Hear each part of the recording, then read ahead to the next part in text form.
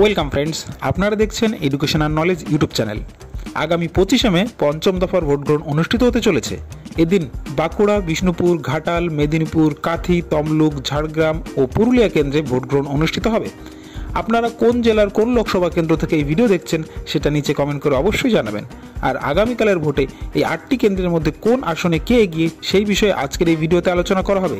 এই মতামতের সাথে আপনার মতামত যদি মিলে যায় অবশ্যই একটু ভিডিওটি লাইক করবেন। আর যদি মতামত না মিলে থাকে তাহলে কোন কেন্দ্রে কে গিয়ে থাকতে পারে আপনার মতে কি মনে হয় সেটা নিশ্চয়ই কমেন্ট করে আমাদের জানাবেন। তবে ভিডিও শুরুর আগে মনে রাখবেন এটি কেবলমাত্র একটি রাজনৈতিক আলোচনা মাত্র। নির্বাচনকে প্রভাবিত করা বা কোনো রাজনৈতিক দলের পক্ষ নিয়ে এই ভিডিও নয়। নিজের ভোট নিজের সিদ্ধান্ত মতো গণতান্ত্রিক পদ্ধতি অনুযায়ী নিজের পছন্দের প্রার্থীকে দেবেন। আমাদের ষষ্ঠ দফার প্রথম কেন্দ্র হলো বাঁকুড়া লোকসভা কেন্দ্র। 2019 সালে এই কেন্দ্র থেকে প্রায় 49% ভোট তথা মোট 6,75,319 ভোট পেয়ে বিজেপি প্রার্থী ডক্টর সুভাষ সরকার এই কেন্দ্র থেকে জয়লাভ করেন। আর এবারও তিনি বিজেপির প্রার্থী হয়েছেন।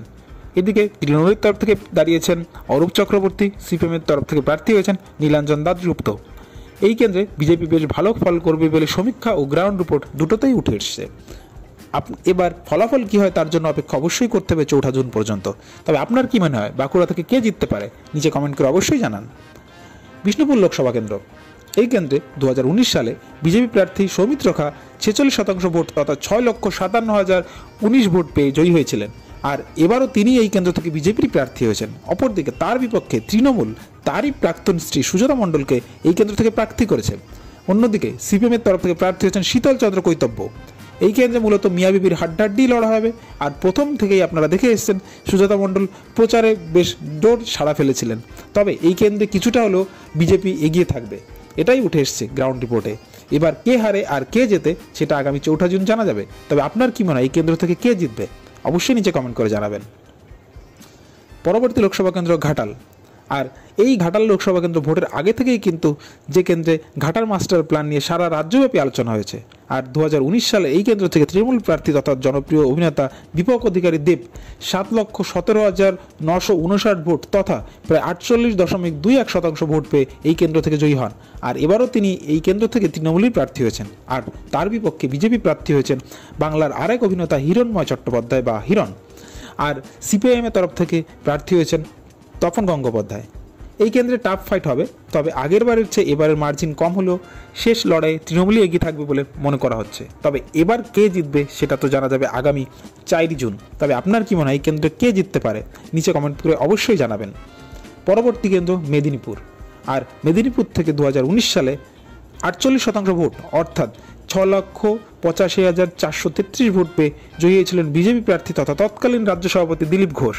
তবে এই কেন্দ্রে এবার তিনি প্রার্থী হননি। এই কেন্দ্রে এবার বিজেপির তরফ থেকে প্রার্থী হয়েছে বিজেপির অগ্নিমিত্রা পাল। অন্যদিকে তৃণমূলের প্রার্থী হয়েছেন অভিনেত্রী জুন মালিয়া এবং সিপিএমের প্রার্থী হয়েছেন বিপ্লব ভট্ট।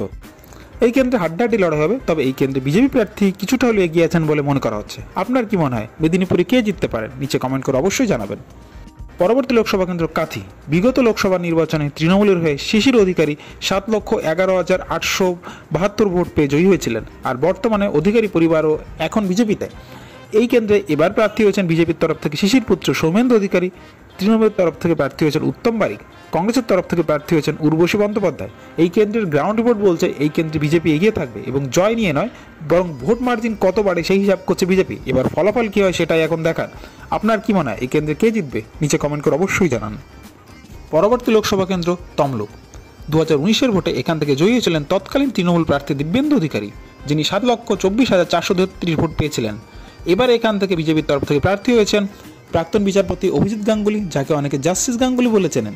অন্যদিকে তৃণমূলের তরফ থেকে প্রার্থী হয়েছেন দেবাংশু ভট্টাচার্য, যাকে খেলা হবে গানের রচয়িতা নামে অনেকে চেনেন। আর সিপিএমের তরফ থেকে প্রার্থী হয়েছেন সায়ন বন্দ্যোপাধ্যায়। অন্যদিকে আইএসএফের তরফ থেকে প্রার্থী হয়েছেন মাহিউদ্দিন আহমদ মাহি। বিএসএফের তরফ থেকে প্রার্থী হয়েছেন সাবিত্রী বিসাই। এই কেন্দ্রে যে কয়টি ইস্যু কাজ করবে, প্রথমত জাস্টিস গাঙ্গুলির টেট মামলা নিয়ে লোকে কী ভাবছে, অন্যদিকে শুভেন্দু অধিকারী একটি ফ্যাক্টর রয়েছে, আরেকটি খেলা হবে গান রচয়িতার প্রার্থী হওয়া। এই 3টি ফ্যাক্টর অবশ্যই এই ভোটে কাজ করবে। যদিও গ্রাউন্ড রিপোর্ট বলছে এই কেন্দ্র থেকে বিজেপি কিছুটা হলেও এগিয়ে রয়েছে। এবার ফলাফল কী হয় সেটা বোঝা যাবে আগামী 4 জুন। আপনার কি মনে হয় কে জিতবে এই কেন্দ্র থেকে নিচে কমেন্ট করে অবশ্যই জানাবেন। পরবর্তী লোকসভা কেন্দ্র ঝাড়গ্রাম।